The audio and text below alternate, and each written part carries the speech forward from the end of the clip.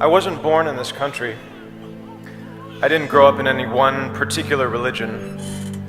I have a mixed race background, and I'm gay.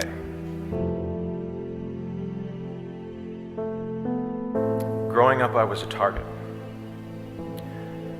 Speaking the right way, standing the right way, holding your wrist the right way. Every day was a test, and there were 1,000 ways to fail. 1,000 ways to betray yourself, to not live up to someone else's standard of what was acceptable, of what was normal. And when you failed the test, which was guaranteed, there was a price to pay.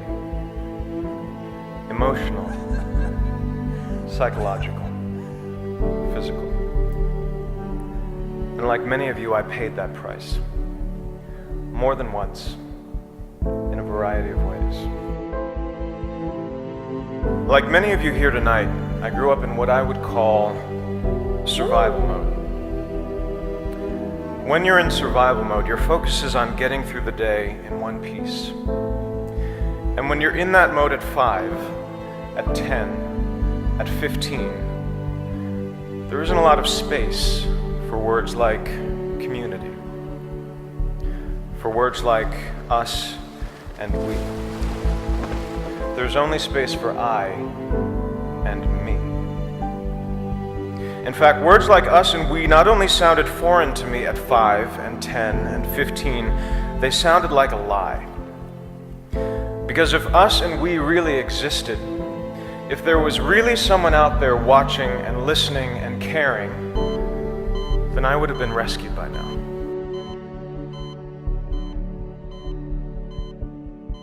The first time I tried to kill myself, I was 15.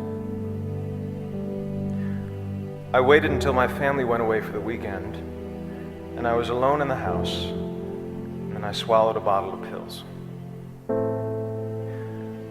I don't remember what happened over the next couple of days, but I'm pretty sure come Monday morning, I was on the bus back to school, pretending everything was fine.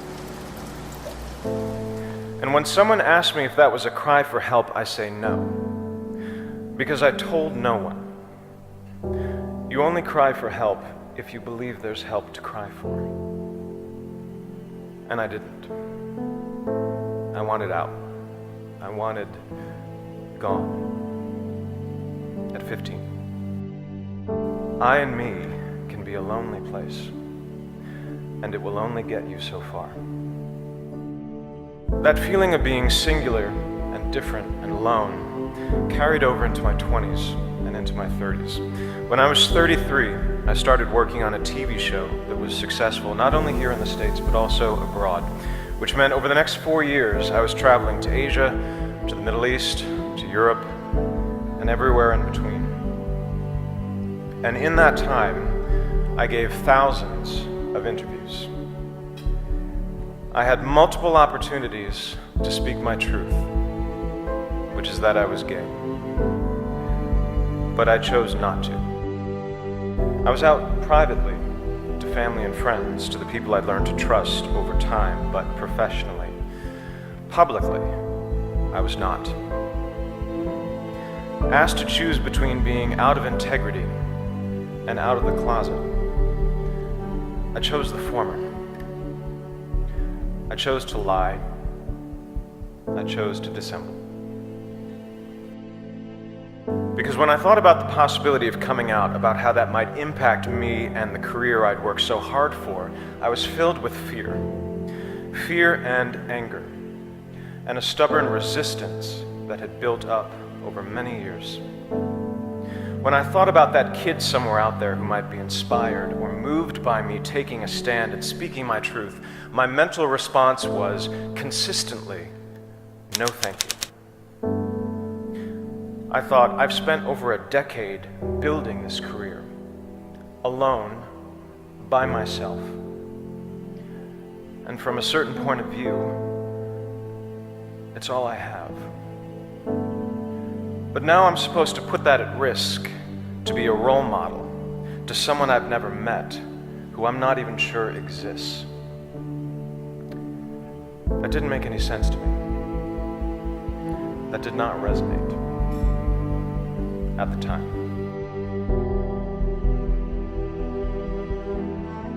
By 2011, I'd made the decision to walk away from acting and many of the things I'd previously believed so important to me. And after I'd given up the scripts and the sets which I dreamed of as a child, and the resulting attention and scrutiny which I had not dreamed of as a child, the only thing I was left with was what I had when I started. I and me. And it was not enough.